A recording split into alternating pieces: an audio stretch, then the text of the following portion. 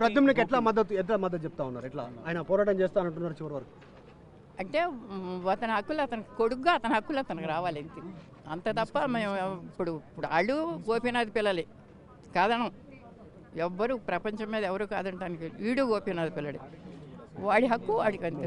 Government legal heir ఇక్కడ problem, legal over అనేటువంటి question వస్తూ ఉంది కదా, అది గవర్నమెంట్ చూసుకోవాలి. అంటే మీరు తెలుసు, మీరు మొదటి నుంచి ఉన్నారు, మీ అబ్బాయే మాగంటి గోపీనాథ్. ఇట్లాంటి సందర్భంలో మాగంటి గోపీనాథ్ మొదటి భార్య మాలినీదేవేనా? మాలినీదేవేనా? ఎవరికి సపోర్ట్ చేస్తున్నారు? నేను ఎవరికి, నేను అందరికి, నా మనవడు, వాడు కూడా మనవడు కాబట్టి వాడికి కూడా తగిన ఇది కలెక్టర్ కి కంప్లైంట్ చేశారు కదా, ఏమని చెప్పారు? మీరు ఏం చెప్తారు? మొదటి భార్యగా మాలినీదేవిగానే మీరు చూసారా స్టార్టింగ్ లో? అంటే మాటల్లో ఏం చెప్తారు? అవును, మాలినీదేవి కదా మొదటి భార్య. మరి సునీత అంటే ఇప్పుడు వివాహం జరిగింది, అసలు ఏంటి వివాదం? వివాహం నేను చేయలేదు, వివాహం నేను చేయలేదు. అంటే సునీతతో మీరు వివాహం చేయలేదు, మాలినీదేవితో మీరు వివాహం చేశారు. మాటల్లో చెప్పండి మేడం. అవునండి. ఎప్పుడు, ఏ ఇయర్ లో గుర్తుందా మేడం? ఎవరికి? మీకు ఏ ఇయర్ లో గుర్తుందా మాలినీదేవితో మ్యారేజ్? వివాహం మాగంటి గోపీనాథ్ గారికి ఎప్పుడు? వివాహం చేయలేదు, వచ్చింది 22nd మాలినీదేవితో మొదటి 98 లో మీరే దగ్గర నుండి చేశారా? అన్నీ ఉన్నాయి కదా. విడాకులు కాలేదుగా మేడం? విడాకులు కాలేదు, కాకపోయినా ఇప్పుడు సునీత విడాకులకు పెడితే కూడా డిస్మిస్ అయిపోయింది కాలం. ఈ రోజు ఎంఆర్ఓ అంటే చెప్తున్నాడు లీగల్ హెయిర్ అయితే, ఒకవేళ లీగల్ గా చూసుకుంటే మాలినీదేవి, ప్రద్యుమ్న అంటే లీగల్. మీకు అందరూ సమానమే, అఫ్ కోర్స్ మీరు అందరూ అంటున్నారు, కానీ లీగల్ గా అయితే మాలినీదేవి అంటే ప్రద్యుమ్న అనుకుంటున్నాం. మరి ఈ రోజు ఎంఆర్ఓ గారు ఏం అడిగారు, మీరు ఏం చెప్పారు? ఏం అడగల ఆయన, కాగితాలు ఏమైనా కావాలి అవి ఏం చేసుకోమన్నారు. మీరు ఏం ఆధారాలు చూపించారు?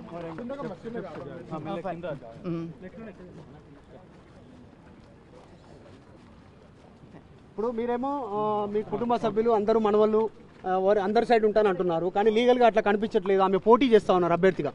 ఎవరు? సునీత చేస్తారమ్మా.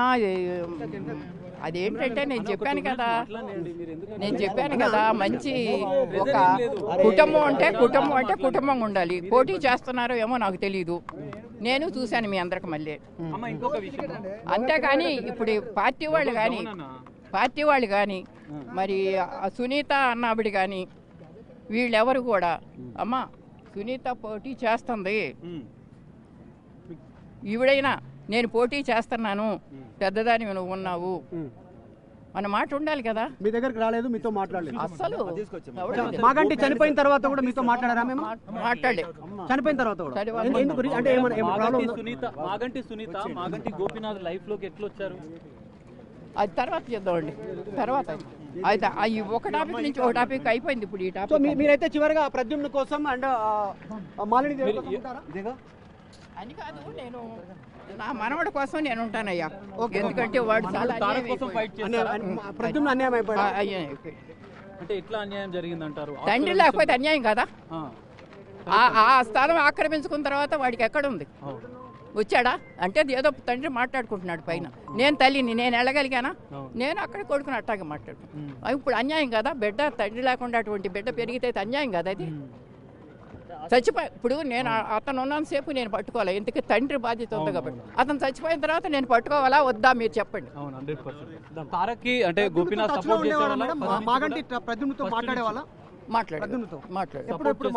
ఎప్పుడు మాట్లాడుకునే వాళ్ళే తెలియదు, ఫోన్ లో నాకేం తెలుస్తుంది.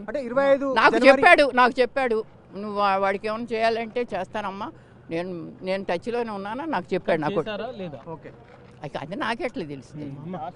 నేను కాదు, వాడు కూడా 60 ఏళ్ళాడు, ఇంక నేను ఎక్కడ కూర్చోబెడతాను అయ్యాళ్ళు.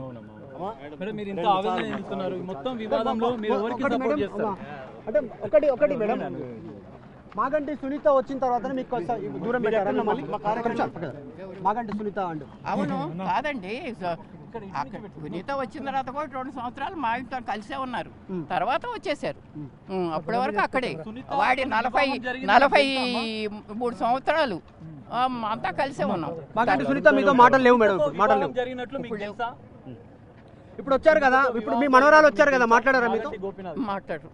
మాట్లాడరు మనవరాలు కూడా మాట్లాడలేదు. అమ్మ మాగంటి ఇన్ని రోజుల నుంచి ఎందుకు మీరు రాలేదు అని వాళ్ళ నుంచి అంటున్నారు. ఒక నిమిషం అండి. ఇన్ని రోజుల నుంచి నేను చెప్పే విషయం మీరు గ్రహించుకోండి. ఇన్ని రోజుల నుంచి తండ్రి ఉన్నాడు. మొత్తం దించావా? ఒక నిమిషం ఆగయ్యా, ఒక నిమిషం. చెప్పండి. ఇన్ని రోజుల నుంచి తండ్రి ఉన్నాడు, నేను వాడితో మాట చూసుకుంటాను అన్నాడు. సడన్ గా తండ్రి పోయాడు. వాడు పోయినట్టు నాకే తెలియని పరిస్థితిలో వాడి సంగతి ఏంటి? వాడి సంగతి ఏంటి? డబ్బు అయితే ఉంది ఎంతో కొంత, మరి దానికి కూడా వాటాన రావాలి కదా. తండ్రి పోతే కూడా వాటా ఇవ్వరా? దానికోసం నేను నిలబడ్డా. ఇక్కడ అంటే మాలిని దేవి సునీత వల్లనే గోపీనాథ్ దూరం అయ్యాడా? సునీత వల్లనే మాలిని దేవికి గోపీనాథ్ దూరం అయ్యాడా? సో ఇది చూడొచ్చు, తల్లి కూడా మాట్లాడుతున్న పరిస్థితి. తన మనమడికి మొదటి భార్య మాగంటి గోపీనాథ్ మొదటి భార్య మాలినీదేవి కొడుకు ప్రద్యుమ్న తారక్కి అన్యాయం జరిగింది. తనకి ఇప్పుడు తండ్రి కోల్పోయాడు, తను ఒంటరిగా ఉన్నాడు. అందుకే నేను ప్రద్యుమ్న తారక్ వైపు నేను ఉన్నాను, నిల్చున్నాను. తనకు న్యాయం జరిగే వరకు నేను పోరాటం చేస్తానని కూడా మాగంటి గోపీనాథ్ తల్లి మహానంద చెప్తున్న పరిస్థితి. సో దీనికి సంబంధించినటువంటి ఈ ఫ్యామిలీ వివాదానికి సంబంధించినటువంటి ఇప్పటికే కలెక్టర్ ఆదేశాలు చేశారు. తాను కూడా కలెక్టర్కు ఫిర్యాదు చేశానని చెప్పారు. ఈ నేపథ్యంలో ఫ్యామిలీ మెంబర్ సర్టిఫికేట్ విషయంలో ఇంకా వివాదాలు కొనసాగుతున్నాయి. ఈ విచారణ 25వ తేదీకి వాయిదా వేసినట్లు కూడా తెలుస్తుంది. నవంబర్ 25వ తేదీన మరోసారి పూర్తిస్థాయి ఆధారాలు సమర్పించమన్నారు. ఇరు కుటుంబాలకు సంబంధించిన మాగంటి సునీత వద్ద ఉన్నటువంటి ఆధారాలు, మాగంటి మాలినీదేవి దగ్గర ఉన్నటువంటి ఆధారాలను కూడా సబ్మిట్ చేయమన్నారు. తన తల్లి కీలకంగా ఒక ఫోటోని, ఫ్యామిలీ ఫోటోని తీసుకొచ్చారు, దాన్ని కూడా సబ్మిట్ చేసినట్లు కూడా తెలుస్తుంది. మరి పూర్తిస్థాయి ఆధారాలు తీసుకున్న అనంతరం కూడా రెవెన్యూ అధికారులు ఇటు కలెక్టర్కి నివేదిక ఉన్నారు. మాగంటి సునీత విషయంలో కావచ్చు, మాగంటి మాలినీదేవి విషయంలో కావచ్చు, ఫ్యామిలీ మెంబర్ సర్టిఫికేట్ ఎవరికి వస్తుంది అనేది కొంత సస్పెన్స్ గా మారిన పరిస్థితి. అయితే జుబ్లీహిల్స్ ఉప ఎన్నిక నేపథ్యంలో మాగంటి సునీత బీఆర్ఎస్ అభ్యర్థిగా ఉన్నారు. ఉప ఎన్నికల హడావిడి కొనసాగుతుంది, ఎన్నికల ప్రచారం జోరుగా సాగుతుంది. ఈ నేపథ్యంలో ఈ కుటుంబ వివాదంలో మాగంటి సునీత చిక్కుకున్నారు.